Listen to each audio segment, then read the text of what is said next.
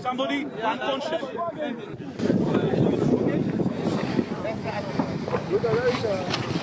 I 49 migranti a bordo della nave Mare Jonio della ONG Operazione Mediterranea, tra cui 12 minori, sono arrivati al largo di Lampedusa, ma mentre il sindaco è disponibile allo sbarco, il Viminale da ieri ha annunciato la chiusura delle acque territoriali.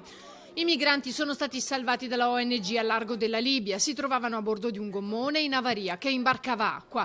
La nave si è sistemata al sud dell'isola per mettersi al riparo dal maltempo, ma ha dichiarato Luca Casarini, il capomissione, leader veneziano dei No Global, da lì non si possono muovere perché c'è il divieto di sbarco. Abbiamo contattato al telefono uno degli armatori, il veneziano Beppe Caccia.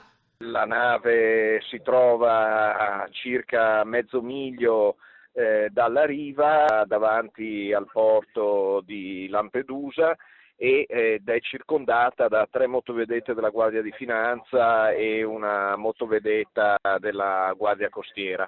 Pochi minuti fa si è conclusa una ispezione a bordo della Guardia di Finanza che ha rilasciato, come era ovvio che fosse per noi, un verbale che conclude con nulla da rilevare. Il ministro Salvini considera questa operazione di salvataggio favoreggiamento dell'immigrazione clandestina e assicura: in Italia con il mio permesso non mettono piede. Per impedire a una nave con bandiera italiana di entrare in un porto italiano e di sbarcare dei naufraghi ci dovrebbe essere un decreto motivato del governo per ragioni di sicurezza nazionale.